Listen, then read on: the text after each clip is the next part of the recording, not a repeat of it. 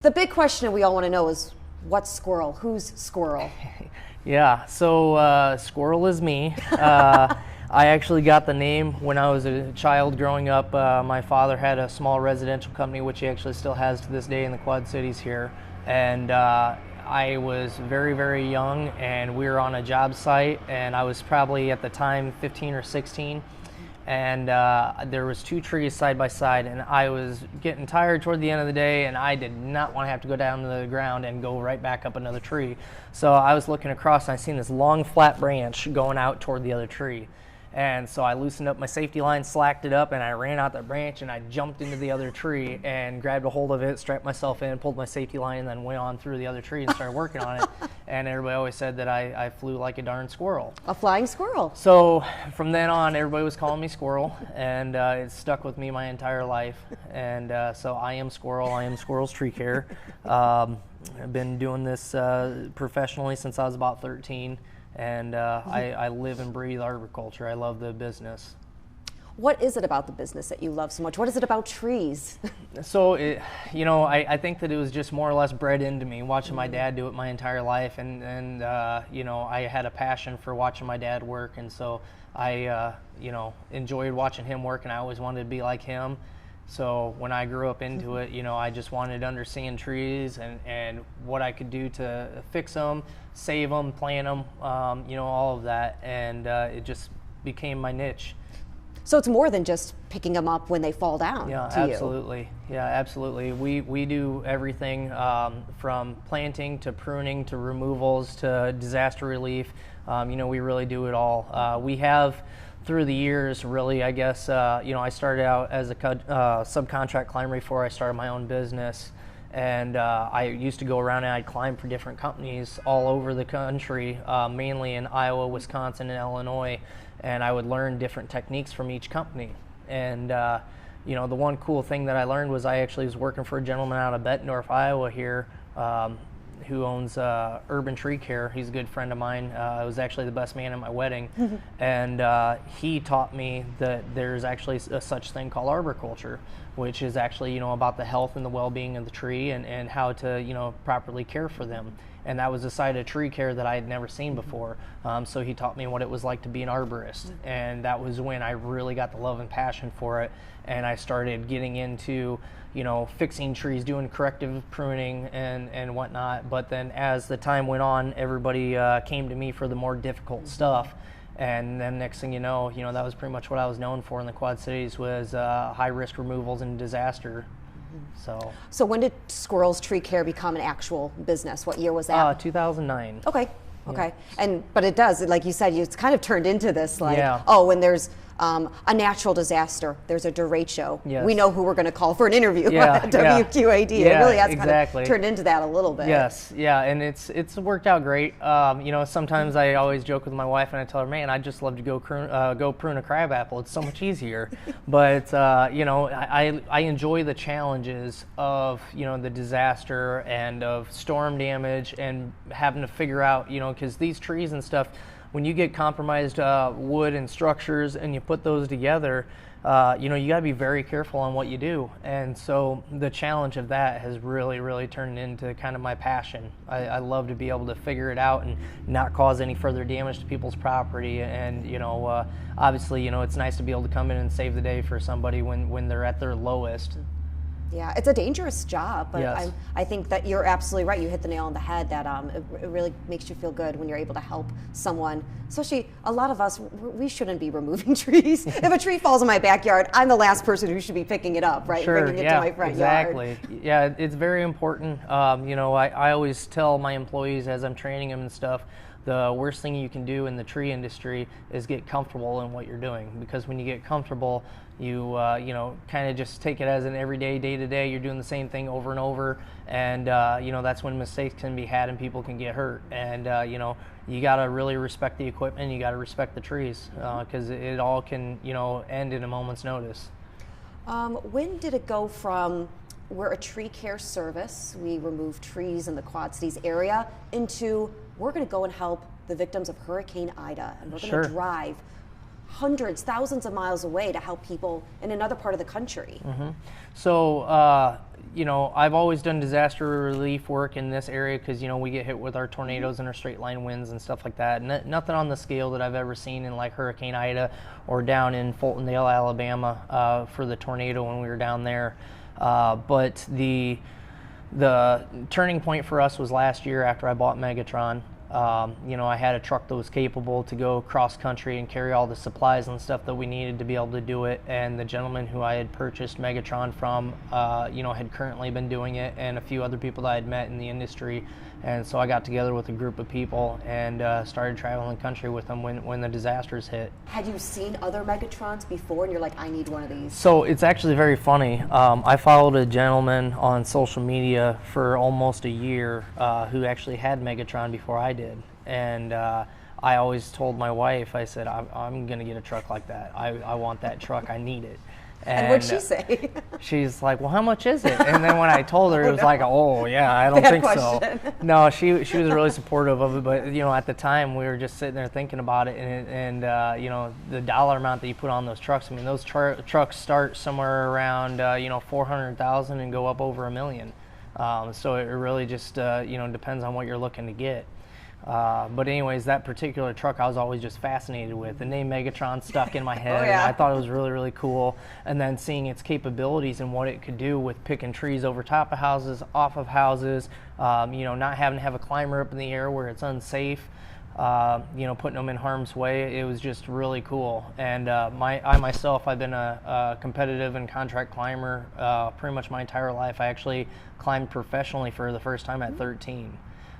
So I've had a lot of years in the tree, so I know the dangers of being up there. So being able to remove myself from that situation and remove the gentleman who worked for me from that situation, being able to let a machine do the work was just like ideal for me.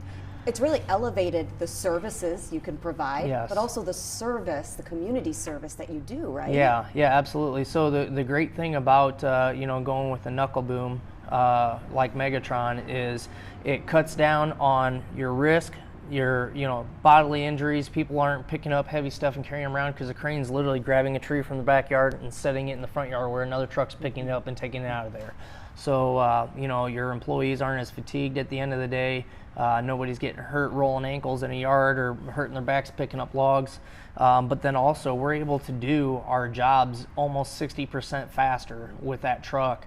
And so we're able to do more work, get to our customers quicker in times of disaster, when trees are in houses, when, other people can't go out because it's too unsafe at night to put somebody up on a roof and take a tree off. We can pull up with the truck, set up spotlights, set up the truck, and grab the tree and take it off the house. Wow. So it's really changed things a lot for us. Yeah. There's nothing that says you have to go, No. to the hurricane zone, to the tornado zone when it's outside of our area, way outside of our area. So why do you go?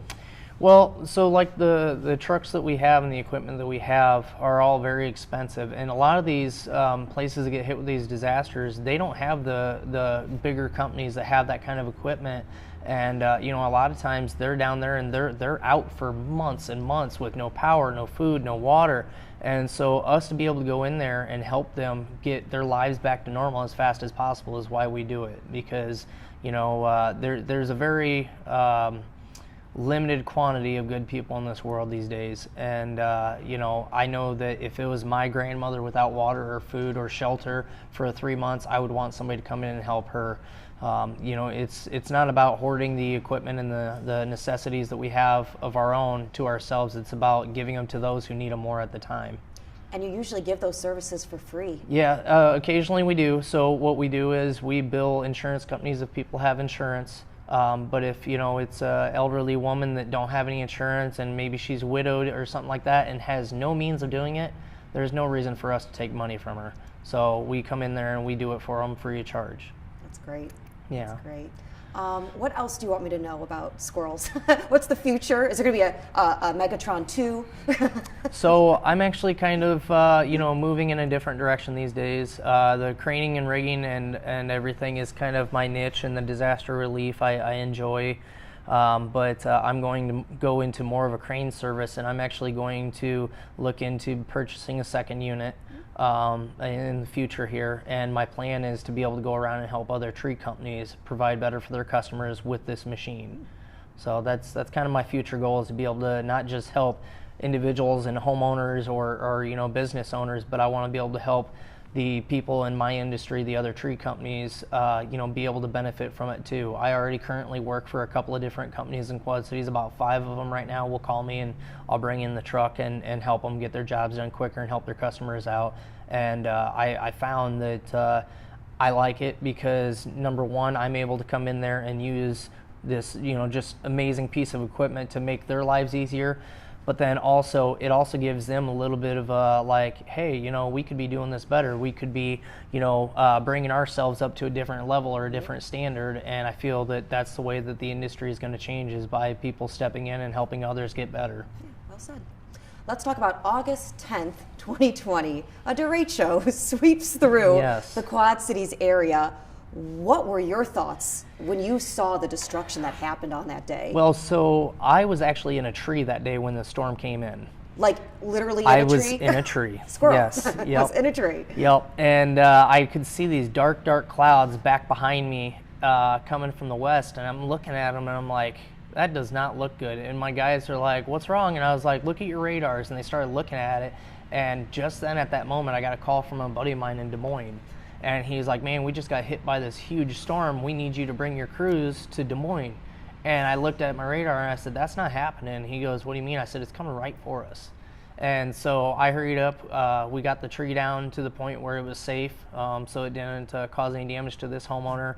And we packed up. And as we were rolling into our shop, the storm hit. We were able to immediately spring into action. The first call that I got was from the city of Bettendorf, actually. They were calling me because Devil's Glen Road was completely blocked off for about a mile.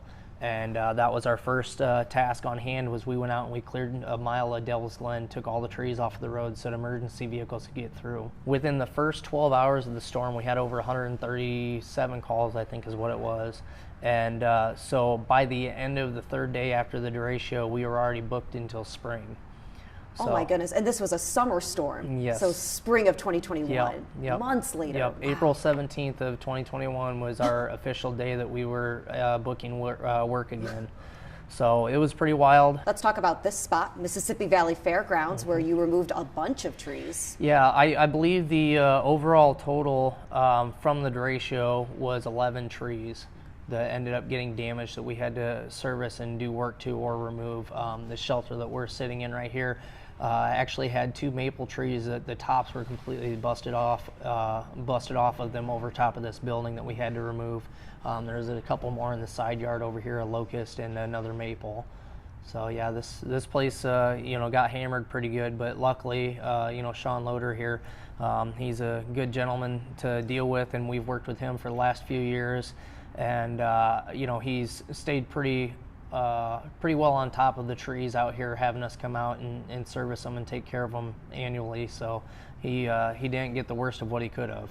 Do you think that natural disaster that our area went through kind of started paving the road for getting Megatron starting to go out to these outlying disaster areas outside of our area? Yeah, absolutely. So I originally had a stick crane, a conventional crane that I used for tree work, but the hazard that came in place with that one was you had to have somebody in the tree or in an aerial lift to cut the tree. So I had always done it that way for years. I've been a stick crane operator for almost 9 years now. And I always knew that I wanted to go that direction and go into a knuckle boom in a grapple saw truck. But the derecho was one of those storms that really was like an aha, this is why I need it so bad. And so after that hit, it definitely set up the footwork for me to be able to move in that direction. There's so many different ways that people serve their community, I think about, some of our other nominees this year through food, through clothing donations, things like that. For you, it's through trees. Yeah. But it is something that, it's more than just that to you. It is. It was crazy. When WQAD approached me about the Jefferson Award and everything, I was just flabbergasted. I was blown away. I didn't even think about it, because obviously when I get up and go to work every day, I'm doing my job. I'm blessed in the way that I'm able to be in a position that I can help others. And so I feel very grateful for that, and I try to, give back any chance that I can get. There's a lot of people out there that may not have done it the way that I did, or may not have done it at all. But I definitely feel good in doing what I do, and I hope that it helps people.